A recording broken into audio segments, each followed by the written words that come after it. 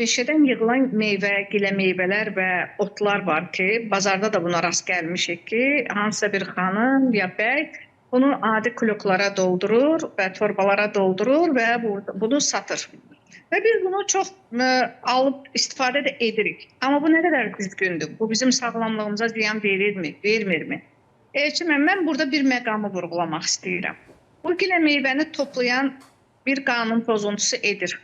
Şəxsi istifadəçi üçün deyil, bunu ümumiyyətlə bazara çıxardır. Kütləvi olaraq satışını təşkil edir.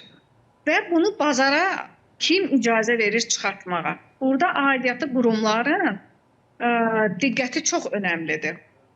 Bilirik ki, bazara məhsulu çıxartmaq üçün icazə lazımdır. İkinci məsələ də hələ aidiyyatı qurumun icazəsindən başqa da bazarın özünün bir daxili qaydaları var ki, o bazarda bu satışın təşkil olunması üçün icazə alınmalıdır və razılıq əldə olunmalıdır və bunu edən tərəf də burada məsuliyyətə cəlb olunmalıdır. Ona görə ki, bunu mən hardan gətirdiyimin mənbəyini məndən soruşmayan bir bazar rəhbərliyi var. Və mənə bir yer verir və mən orada məhsulumu satışa çıxardıram. Və bu təhlükəyə yayılmasına şərait yaradan amillər var. Mən bunu deməyə çalışıram. Zülfiyə xanım, mən üzr istəyirəm, amma mən bu sualı verəcəm. Meşədən toplanmış gilə meyvədən nə təhlükə ola bilər? Və yaxud da dağdan, çöldən, çəməndən mən tutaq ki, kəkotu yığıb gətirib satıram. Bunun nəyi pisdir ki? Biz niyə buna qadağalar qoyaq? Hələ mən əslində o adamlara sağ ol deyirəm ki, onlar o təbiətin qoynunda olan gözəl neymətləri min bir əziyyətlə toplayıb bizə təqdim edirlər. Biz də deyirik, yox, cərimə qoy, qalsın meşədə. Meşədə o belə pis çıxmasın, o qalan armudu ya ayı yiyəcək, elə ayı yeyincə cır armuddan gedir də söhbət. Biz özümüz yiyərik də.